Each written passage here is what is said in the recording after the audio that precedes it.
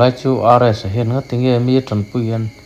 thla hin lak kher thlak hin post kher le video hinga tinge siam kher le ti hi tam riu me chu karon soi ve dona ne ke ma ngai dan tlem te karon soi ve dona ni an tran puya thlak an post chu ti khati ti te sei tam to le me amai ro ke chu ka te mi te ta nan luan chu na hi mi ten in ti mu na kong roi tu ni sile te video khala ka post te po hi mi le e zel ro sang chung challenge sa siam sa em ti mi thin lunga na thok tua atan ngai ka ringa ke ma chung khating jong na thok de ya awa han film bai thai tan pui tiang re tu te mo tan pui na te athil pek hlut tak apek na te hi wan wang ni ka ring lawa in so du wang ni ka ring lawa mi te hian katiang lo ti fer ose ai zol pa ho sa tam tak poi saman sen lo nei te po hian in hetiang lo lung so ver ose ati tu na ke jong ngai ni mi ho sa po ni bi lo zel lo sang he fans te nei na tang ko pin thilan ti ne in for laran tum na po po ni lawa mi te thil lu ana lo tuk sela hetiang hian in thil lo ti ve sela ti an du na thil lu ani nge ke chung ka ringa tiang zong chung ke chung ka clear thrin ni RS elefant te hian mi ten tan pui na hai chon social media viral te amu nam ka ti ya mi ta tamal som na anan khen thrim po hi lo mani chu wangin viewer te po ni se mi kan tan pui theilo ni point mi an tan pui na te mi ta na mi han luan chun te social mai lovin fak sak ton ni la chu ti chuan in kan mizoram ko vel po hi lo nom don ani mi chanchin chelai kan soi pe ang chi hen mi chanchin thalai soi pe ila chu ti chuan in kan ram kan nam le kan milar te po hianin le kan milar fans te po hianin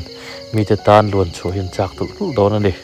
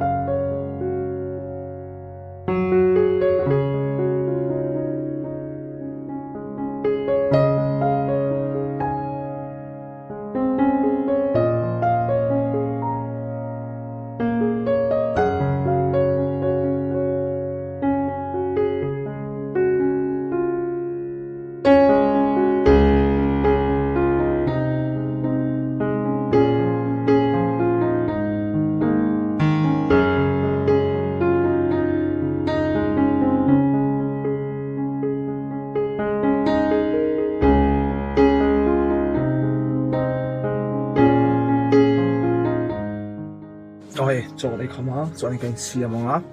chỗ này cái chuột cơ mà, này tôi xin chịu, cái thầy hay là khá đồng bát đấy à,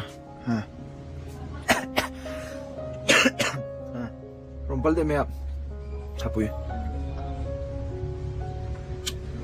cái một cái vết đòn nè, chụp, cái chuột cái đó nè, transport cái scooty cái đó đấy chứ, thế là chứ.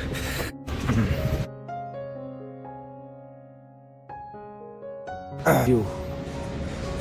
kan lo ka van te khian ruwa sura tuma na chu cha pe ka bai kan sing lo ti lai le ba